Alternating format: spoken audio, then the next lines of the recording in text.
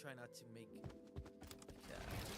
myself look like a victim, especially when I'm talking to someone like him. I'm like, dude, I completely understand how you feel about, FaZe. A lot of the FaZe members, I tell them, I understand how you feel about not getting certain things the way it should, but it's like, dude, from my perspective, I was trying to do everything that I could for you guys, but it's like, and for what I thought was the right thing to do too, it's not just for them, I actually thought it was the right thing to do too, but it's like, I'm hitting a brick wall at the top with the board or whatever, and it's like, on top of all that too, it all being public and having hundreds of thousands of people's comments and views and everyone watching it's rough. And again, there's way worse situations. It's not acting like I'm well, here's the thing. Like, what'd you say, crybaby cheese? Crybaby cheese, yeah. I'm not trying to do that, but it's like, it is also something that, like, again, only few people will really understand it, and you're one of the few people that can really understand what I'm saying, and it's just like, that's why I just swallow it. I was like, whatever. Like, I know deep down that I tried to do my best throughout this whole time with all my friends. I did not try to do, I made sure I could do my best with everyone. I didn't intentionally do wrong by anyone. It's like, whatever came from it, that's the thing. People, also, I think as time goes by, we all kind of rekindle naturally those relationships. Because again, you live with someone, you live with Scump and Hex, and it's like, dude, they have a piece of you. You know what I'm saying? Like, it's hard to not have that relationship. Everything that you just described is exactly how I feel about certain situations that I've been in. Like, even hearing you say and apologize for, I'm not trying to sound like a victim. The problem is when you deliver messages based off of situations that have happened in front of large audiences, they don't realize that decisions are not decisions as they happen, and what comes after look and seem binary, like it's zeros and ones. It's either yes or no, this happened or this didn't happen. But they don't understand it. Quite frankly, there's no way for them to know whether that's for good or bad, whether the person that they're watching or trying to interpret was doing everything they could or the best that they could to do right by the people that they were working with. And I don't even want to kick up dirt because I'm not a part of any drama right now, but one day I would like to tell the whole story around like Nick Mercs and everything, because I'm not a victim of that situation.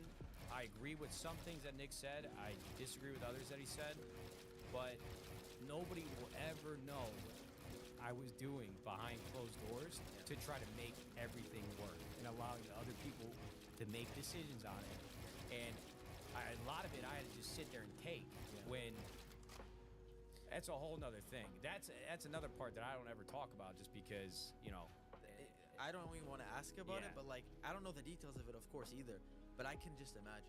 Yeah. Like, I know that's exactly how I felt. And again, this is what's funny about, like, I just know this is how, I know the more you talk this, I'm going to feel, but like, it's just like, dude, I would be shocked when like a FaZe member would say something to me and I'm like, dude, like, I wouldn't even tell, like, I just be like, dude, if only you knew what I'm saying about you and what I'm trying to do, and like, you think that I'm trying to screw you over. I'm just like, dude, it's just the worst spot to be in. When I say the worst spot, I understand. It's still all blessing, whatever, but in this industry, I'm saying, being like, the face and the founder, you look like you have decisions and you're trying to make everyone it's not fun to be there in the middle at all. And I don't envy anybody that is in a position like that. And I'm happy that that's not necessarily what I have to do anymore. For so many years at FaZe, that was my everyday. It was just like, I wake up and I'm like, here we go. I look at my phone, what's gonna happen today? It's either a FaZe member texting me, pissed off, a paragraph this much, F this, F that, I'm over this, or it's in the, a corporate, someone on the corporate team saying we have a problem with this FaZe member and this and this and that. It's just like every day it was just the world's ending, the world's ending.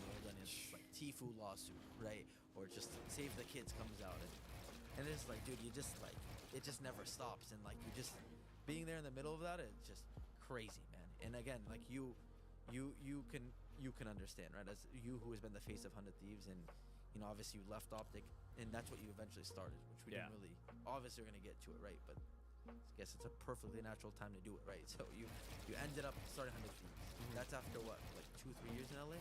Yeah, 2015 to like 2017. Okay, let's say you stopped. You're making full-time content still. Yeah. Up until 2015. Up till like the end of 2017. Which is around when I stopped also, actually.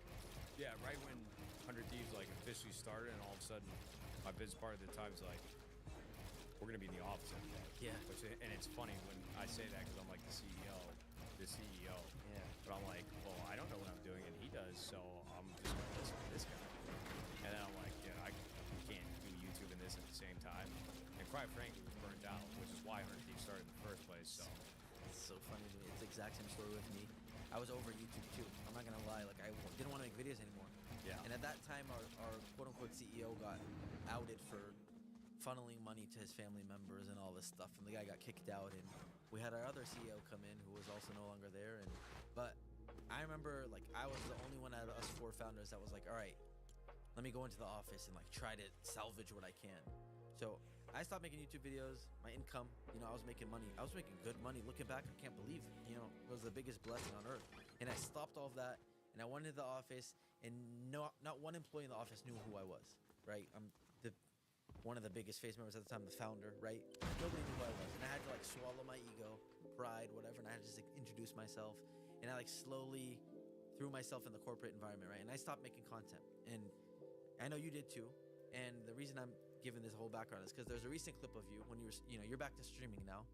Again, we're skipping a lot, and we're gonna come back, but you're back to streaming now for the first time in a long time. You're kind of fully focusing on content. yeah. And there was a leak basically during your subathon, if you don't mind me mentioning it. Nah, whatever. Okay. Right? I Like already had to deal with you accidentally showed your dashboard on Twitch. Because I was sending an email to Twitch about, hey, why haven't I made money from ads the last 5 days? Which sounds insane. People got to see that number. I know. Once again, I'm like, bro, people can do math, but yeah. it was 1 month. Yeah. No, but I mean, listen. Again, hope you don't mind me, but it was like $250,000. Yeah. In 1 month on Twitch, which again is insane. And I know it was a subathon also, so it's not necessarily a normal month on Twitch, especially for yourself. Yeah. Me, right? Me, who had a very similar experience as we keep saying, right? Living in my parallel universe. When I see you making that much money, I swear to God, maybe other than your wife and your dad, I don't think there's anyone that's genuinely happier than I someone like myself. I appreciate it, swear to God, because I'm like, dude, I know how you've probably felt since you stopped in 2017, and because I watched your clip of you explaining it, because you sat for like 10 minutes on stream, like, okay, guys, and you gave your whole spiel about, Yeah. It's a lot of money, and you explained how you felt like you missed out on so much while you're building 100 Thieves. And I've thought about that over and over and over in my head in my room as after FaZe crashed. I'm like, dude, I just put all my eggs in this basket. I stopped making money. My savings are gone. What am I doing, right? So to see someone like yourself, who I know, like we spoke to the last couple of years, I know you're in a similar boat. So I was very happy to see that, right? And I also know you having a kid now. I'm sure you look at money completely different now. I'm sure you look at it and you're so grateful to be making money like that. So first and foremost, I want to just say I'm happy and congrats on that huge month. And I know you said the ads stopped. Hopefully they'll come back. Well, they're not as good as they were pre-subathon and pre-election, but yeah, it's still doing well. Yeah. Yeah, the money thing was tough. Look, I was getting paid I was getting paid well in 100 Thieves. Yeah. I wasn't making over $1 million. I'll just say it, like most years my salary was like 600 grand. Okay. And I sold a little bit of equity on 2 raises that we did. And so it's not like I was pinching pennies.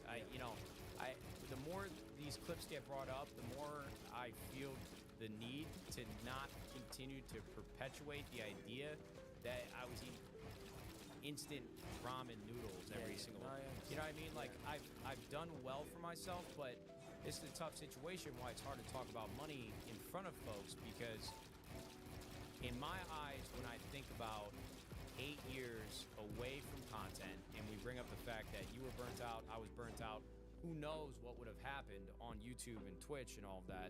But as the Fortnite boom and the Warzone boom and the creators that we were bringing on and the deals that we were bringing them and the money we were paying them, that also doesn't help, by the way. Yeah. When you're seeing it, when you're funneling, I mean, you're happy for the people. You're bringing them huge deals. Yeah. You're happy that your creators are making money, but it doesn't help what you feel like you're missing out on. yeah, Yeah. these are problems that people will hear about that may scoff at the idea of complaining, but just because somebody's problems seem obscene and absurd to somebody else doesn't mean that's not my reality. Yeah. And so I don't ever get on the internet and complain about the money that I could have made or the money that I'm making now beyond the 100 Thieves, LA Thieves, salary debacle with the Call of Duty players, Scrap and Hydra, because that story is very much true.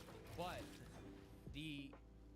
there's always just human beings by nature are greedy, and I think that I could have made exponentially more money if I were making content full time in the time that I started 100 Thieves. Yeah. than I would have if I didn't make the decisions that I did. Yeah. So the subathon month, yes. Was it $250,000? Absolutely. I think there's only been 1 month on Twitch where I've made over 100 grand in a single month. And I'm not saying that to sound as if this isn't an ungodly amount of money and woe is me. I just want people to be clear, because in my mind, you know, not trying to sound self-serving in a way, or not self-serving, but I'm like, yo, listen, there are 100,000 creators on YouTube and thousands of people on Twitch that have been on this platform for like 8, 10 years that are making way more than I am. And I'm like, wait, you know, I leaked it on accident, but what's everybody? I just got here again, bro. Yeah. This is my first month, and it's never gonna happen again unless I do another subathon and pray to God that these boys lift me up the way that they did. But I promise you, I'm not complaining about the money. Beyond grateful that I can take care of my family, and I always have been, and I always will be, through doing what I love.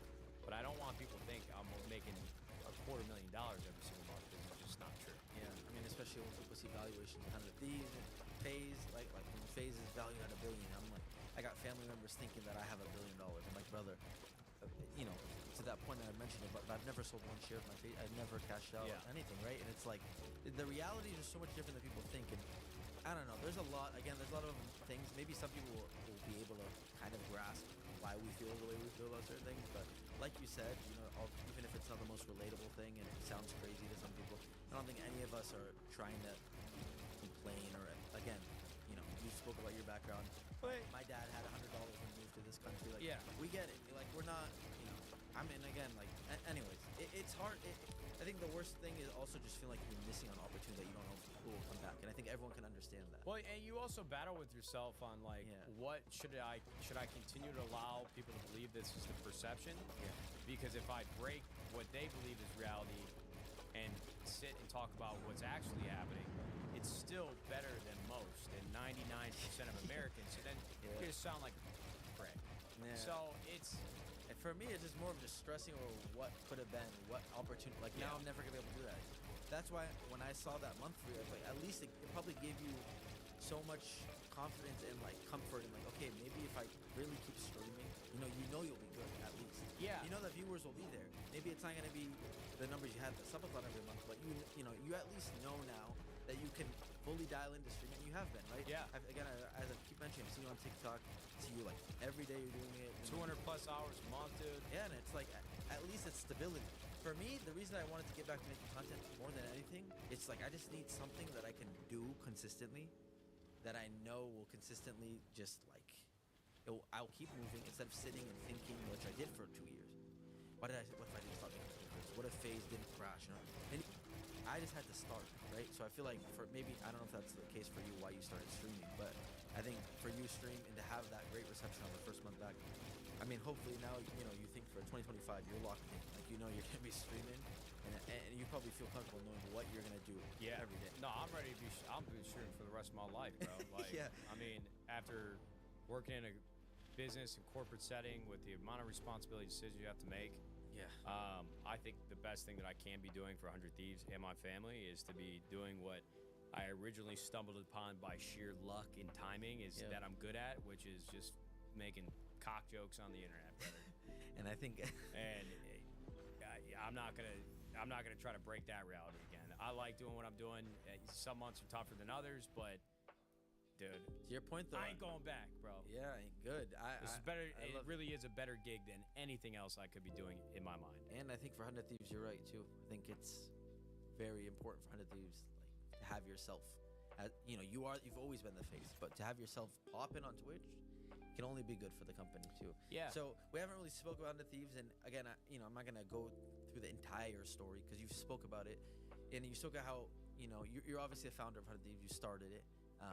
So it's sick name. I love it. I think it's very unique. Thank you. And now you've told the story about everything about the inception, how it was supposed to be a merch company, right? Mm-hmm. And it kind of transformed slowly into what it is today. In a couple sentences, I guess, can you describe what it is up until today? What has 100 Thieves been? Because like you said, maybe you wanted it to be a merch set company, and I don't want to make you do the same thing that you've said probably, but just couple sentences. Yeah, how would you brother. describe I mean, we're an esports team. I think now, in my mind, first and foremost, that hasn't always been the case. I mean, we're an esports team, but we're also like focusing on trying to be like a media company at the same time. At one point, we had an energy drink, and at another point, we were trying to be a game publisher.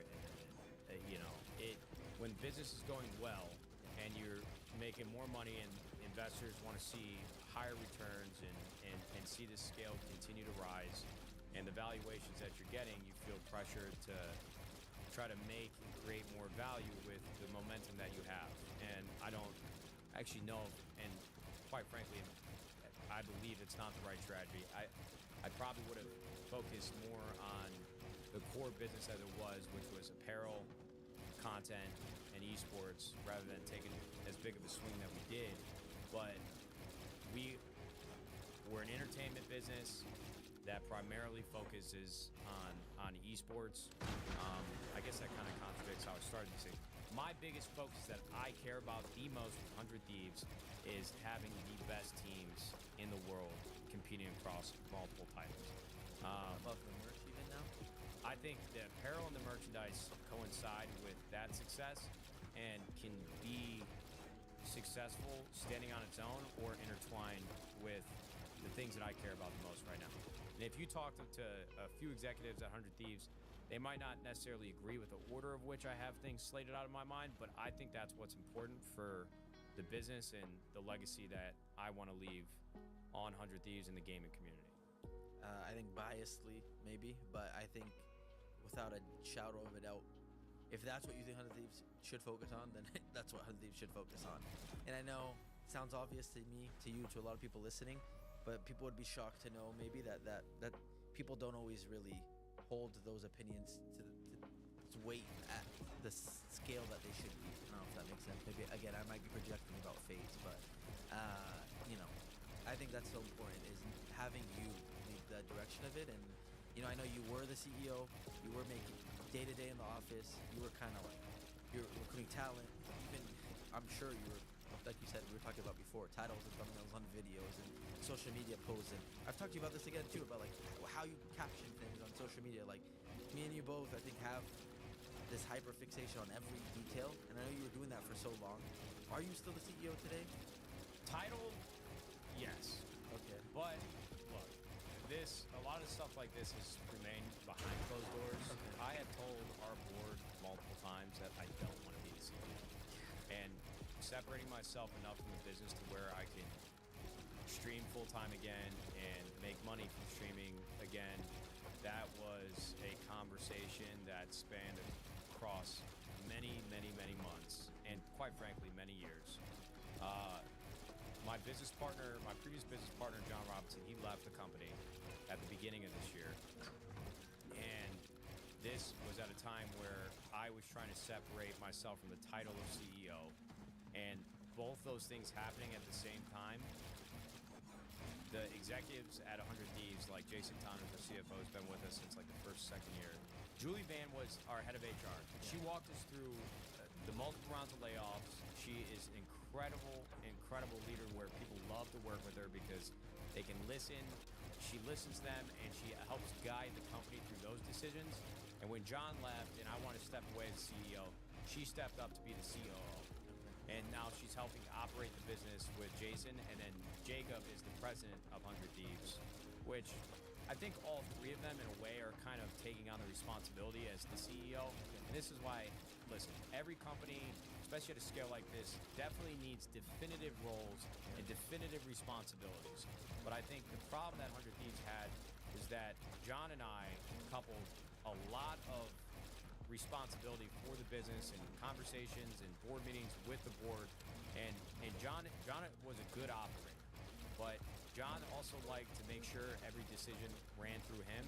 And I think now having Julie, Jason, and Jacob, plus Pat and a number of other people at the company operated sort of like as one unit together, which I'm not saying it wasn't like that before, but there were just more hurdles and roadblocks for everybody else because John would always want to make sure that he had a temperature check from me before he made a decision. Yeah. And if I disagreed with something John wanted to do, him and I would have like a pretty healthy back and forth about what direction we should go. But I think John had a good way of wearing me down to where he could navigate and make the decision for the company. And I don't think the majority of them were bad, but there definitely were disagreements between us, and we would try to find, at least like, from my perspective, try to find the right path forward. But the long story short of it is, after all that word vomit, I just could not step away as the title CEO because Jason, Jacob, and Julie thought that there would just be too much disconnect between what the community was perceiving was happening with 100 Thieves, with John leaving and me going to step away to do full-time content, that they wanted to wait until we either made like Jacob the CEO or found a replacement for me, and the board sort of agreed with that.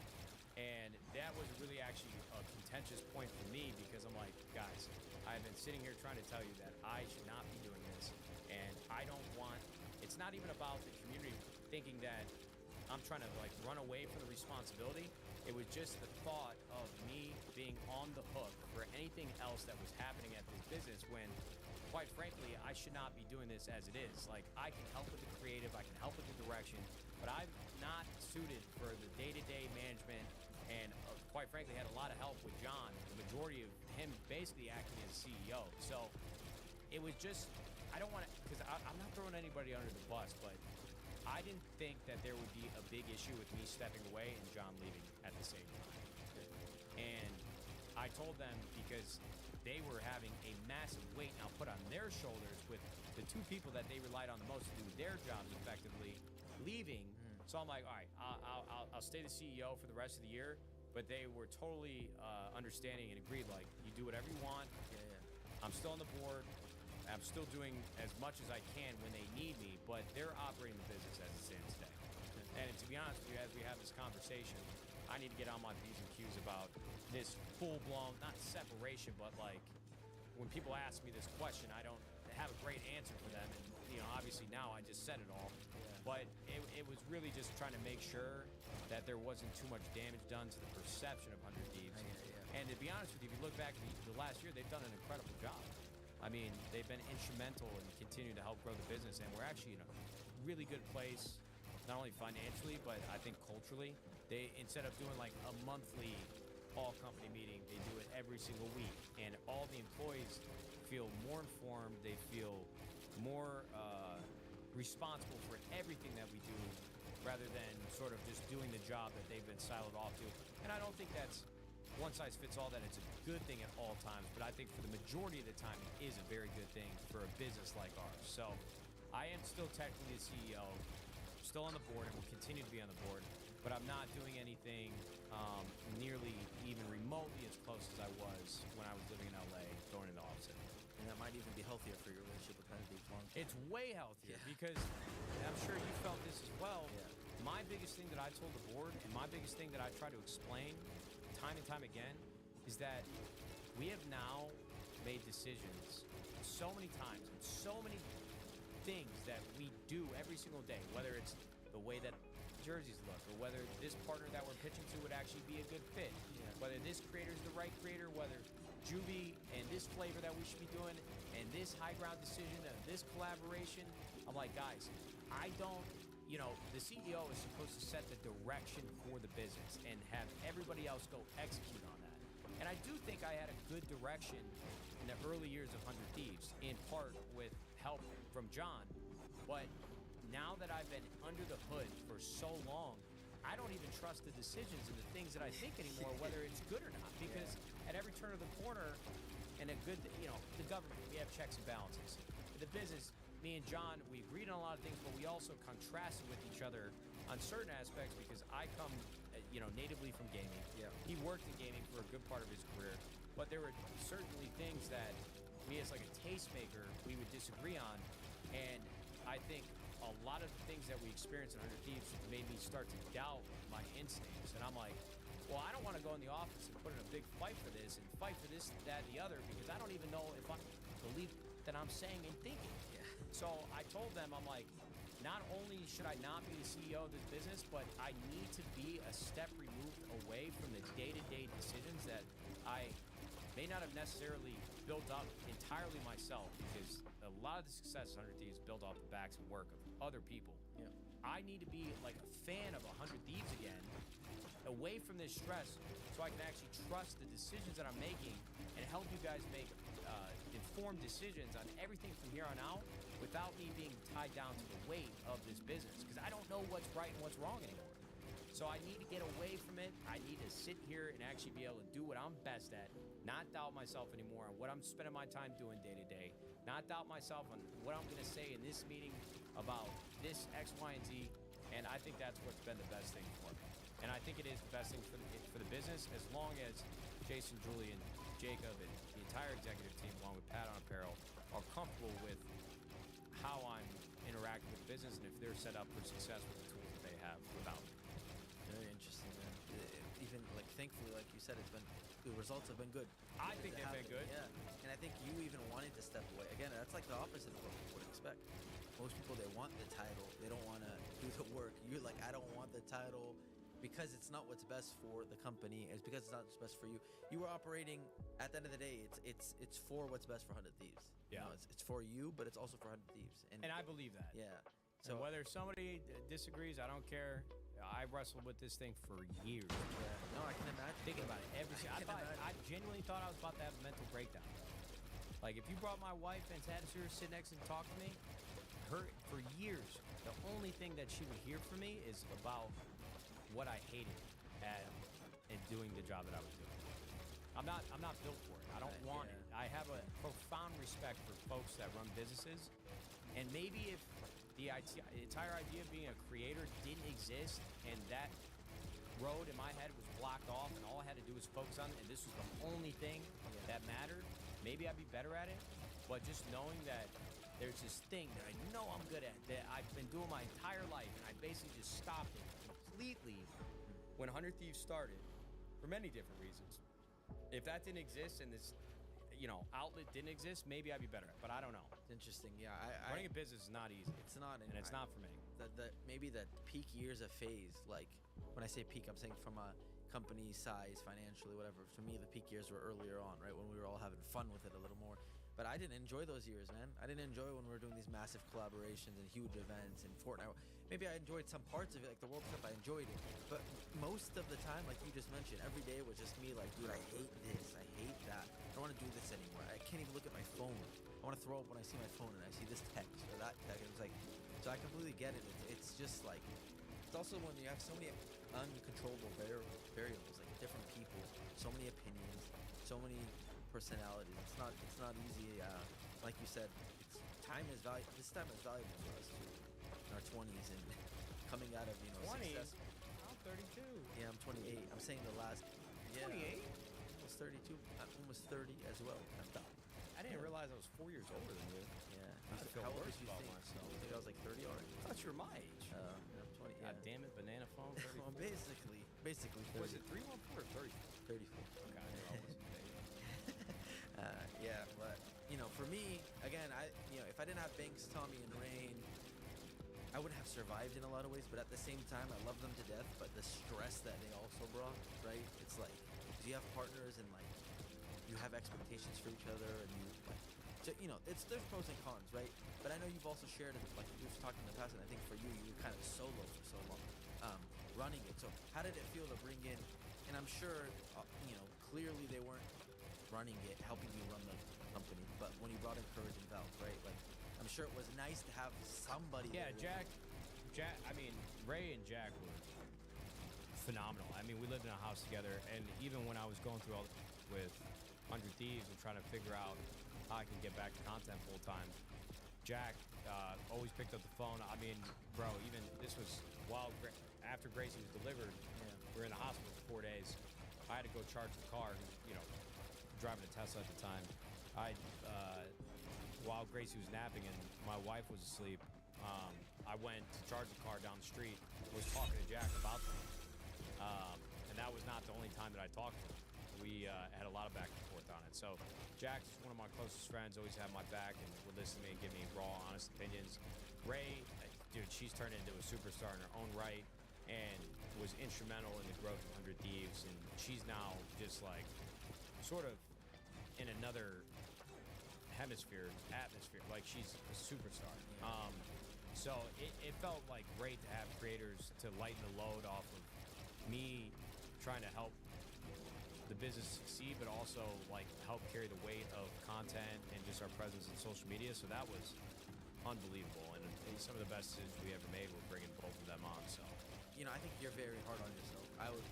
I'm sure you did a way better job than you're making it sound. But two things I know of that you definitely had to lead in that I'm interested in hearing about are high ground. One is high ground. So yeah. High ground and juvie, right? The two kind of verticals that you've got into. I know Hunter Thieves is no longer in juvie, I don't think, right? But I remember when I went to your guys' office, we went to the Hunter Thieves office because, you know, we maybe were thinking about a phase in Hunter Thieves merger. We're just throw it out there real quick, but it was pretty crazy, right? We almost merged. We had a few meetings, and hilarious though, actually. I remember from that meeting, because you were talking about tweaking. I remember you were so worried about like employees looking in at because there was like a presentation on the screen. Well, we had things leak in the past. Okay. That had to come from employees. Okay. So it's not that I don't trust all of you there, but there was definitely some things that got through. We went. There were certain meetings that we would have, all company meetings, where we went with transparency, like keeping everybody informed. Yeah. And then all of a sudden, some tweets started popping out from some of these journalists. We're like, okay, yeah, that's maybe we got to reel it in, because either somebody that working here doesn't like us, or they just. I mean, we had like 100 employees at some time. Did you have the same amount? Yeah. Okay. And I also think too, like, if there was going to be an announcement that big, you got to kind of protect the privacy of it. No, for sure. Until it's ready to be shared with everyone. I just think it's funny because I remember you were like, I just remember that in the meeting. We had a few meetings, and it seemed like a pretty possible and a cool idea at the time. Obviously, didn't come to fruition, but would have been in a different world. Would have been really cool. Would have been crazy to see. We still got the logos here, right, on the same shirt. But when we went to the office, I saw the high ground keyboard, which was one of the nicest quality I've ever seen. The keyboard's crazy. Can you give the story about high ground? Yeah, so the entire idea behind high ground and juvie and Project X, you know, Project X was the video game we were working on developing. You know, in hindsight, all those things together sound like an enormous amount of responsibility and way too complicated if I were going to grade that vacuum of businesses. And it sounds far-fetched, but in those moments, you know, it's not like we were driving the wheel under the influence, bro. Yeah. It all actually made a lot of sense, and we felt like we had the manpower to achieve like a lot of these goals. But the entire idea behind juvie and high ground is, well, one, just high ground to begin with. I just loved Russ and Ka, the founders, because they found a niche in gaming. They had been trying to make it in the gaming industry for a while with a bunch of different projects. And then they had this idea of making keyboards feel as special as I felt when I would unbox a pair of sneakers. You know what I mean? And as long as they matched the feeling that I would get with unboxing sneakers, as long as they matched that with the performance and quality of that keyboard, which they weren't able to do right away. They needed time to scale because they were just two guys slinging keyboards out of a van. But I thought the creative behind it was actually really special. You know, it was like giving design to keyboards that hadn't existed yet. If you go into a Best Buy and pick up like a Corsair, Razer, oh my God, Logitech.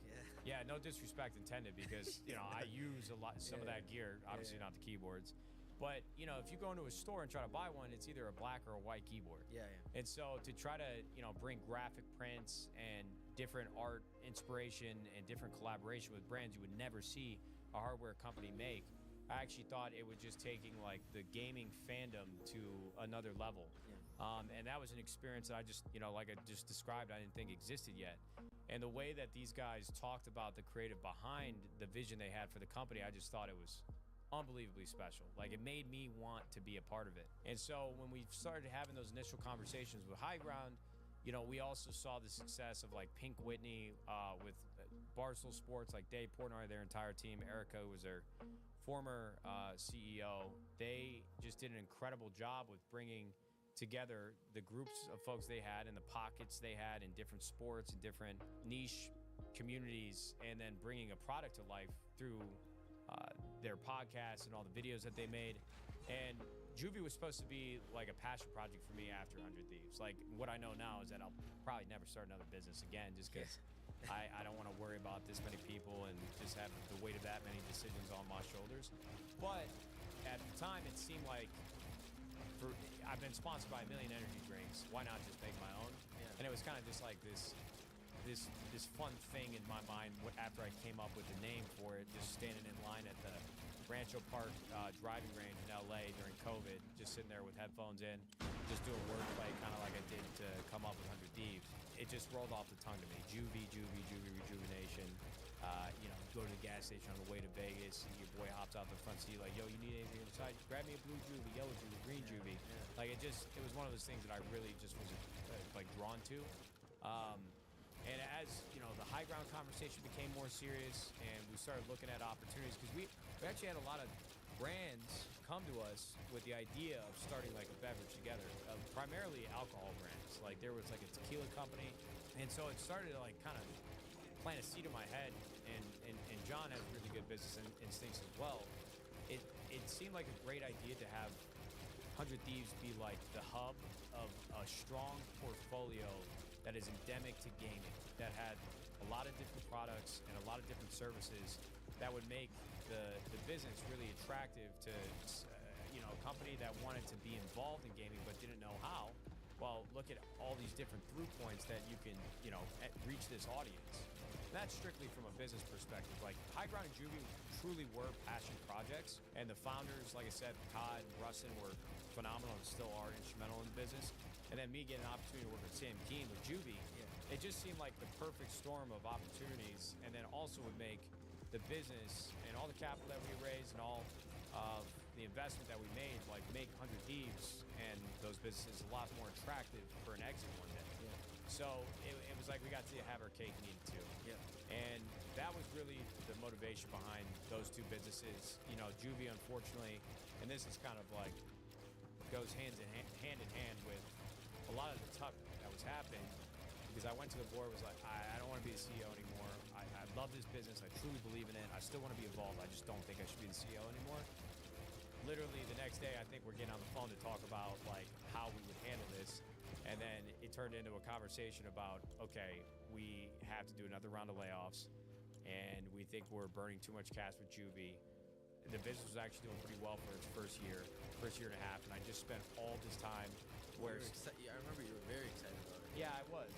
And it's like the weight of small decisions, they add up and become this bigger thing. And that's kind of what the departure away from Juvie felt like, because if I'm trusting the people around me like I have primarily been this entire time, I understand that if we don't change something now, this business could cease to exist in a couple years. Yeah. But if we rip the Band-Aid off now and cut a little deeper with the employees that we have on payroll and find Juvie a better home to give it time to grow, the time it needs, and it's not as capital intensive, I think it can reach scale.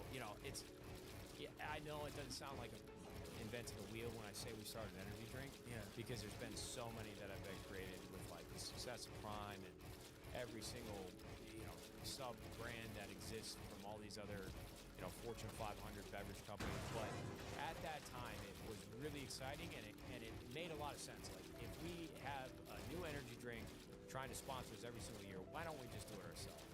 Yeah, it just turned into this thing where I kind of poured my heart and soul out, which took a lot of courage, which whether that means a lot to you or not, or if you care at all, to say, hey, I need help.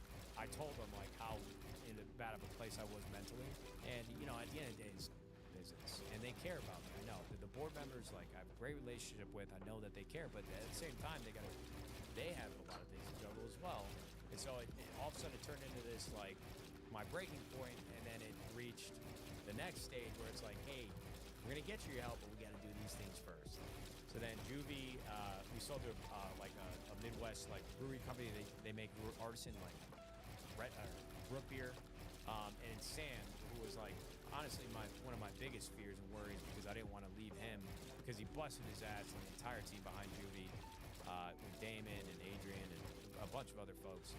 They ended up in a good home, and they got to we basically gave Sam like the entire business. Here you go. And then high ground is still pumping away and doing well to this day. So you also are like disconnected with Juvie? You have no. I have no affiliation with Juvie. I mean, I still drink it on stream because I like it. Yeah, I mean, I buy it, bro. They don't even send it to me. I buy it. I mean, if I texted Sam and asked him, of course, because we still have a great relationship, he would send it to me. But I'm like, hey, I might as well. So support the business. It was your idea from the beginning. But The energy drink, yes. But it was through 100 Thieves. It wasn't like Nate, not Nate, but Matt as a person didn't necessarily own it. Well, we had a sales guy named Matty Lee, who I love. He actually came over from Barstool, and when he was going out on these runs, trying to pitch the business for big partners to sign on as like a traditional sponsor for like a NBA team. If you go to an NBA arena, you see all the sponsors they have on like the turntable. All the logos. I mean, that's a big part of a traditional sports franchise. I mean, that's what partnerships is for esports. Like, you sell brands, you do the collaboration, you do the content. And when these companies would start reaching out about this, and he brought up the alcohol idea, I had the bright idea to say, well, I have this thing in my head. Maybe you guys like the sound of it. So then all of a sudden it turned into everybody running with this idea, and I didn't have the heart, nor did I have the desire to say, well, I was going to do this on my own, but let's just do it. Because I'm like, at the end of the day, am I going to ever make this on my own? Probably not. I'm too lazy. Here's the name. Let's go build it. But also, it's like when you're building 100 Thieves, when 100 Thieves wins, you win. That's how you're looking at it, too. Yeah. That's the thing with, that's kind of like the... Absolutely. Tides raise all ships. Exactly. So, like, for me, too, everything I did was, all right, I might as well do it through FaZe. Might as well, so FaZe eats off it. What I learned is, when things get rough, it's not a good place to be to have everything in that one basket. And, like, you kind of gotta, now, you spoke about it. I was speaking to Hex about it. I learned so much, and, like, I have to be, like you. I'm like you. I'm not very confrontational. I'd rather just like you after whatever, just do it with everyone. I don't fight for even salary and stuff. You speak about salary, like the salary that I got was probably nowhere near what I should have been getting paid for the work I was doing. But like I feel awkward even talking about salary. That's how I felt. But it's just like a lot of lessons learned for me. I don't think I will allow myself to navigate like that again. But again, it's all learning experiences, I guess. And I see that Sam guy. I always see him on my Twitter. I always see Juvie pop You ever up. have the chance to work with Sam Keen? He's like truly one of the best people I know. That guy works harder than any. I know when people get on shows, they talk about people in their lives, but this guy Sam Keen is like, he's just nicer than he ever should be to people, and he'll give you the shirt off your back. So love that guy. Well, hopefully Juvie finds more and more success. Yeah, they got it. Funny story. I actually told this to Haley because she said, "Oh, Juvie's coming out with a new flavor." And it's like sugar cookie, like Christmas cookie. And I had an off comment, which, listen, I have a weird thing with food. If you watch my show, I'm like, they're selling that? I tried it. Oh my God, it tasted terrible. But it actually ended up being, he came in one day to pitch, because the first initial 3 flavors, we went to a lab together in New Jersey, and he took a couple extra trips to test out everything. But when we were trying to settle on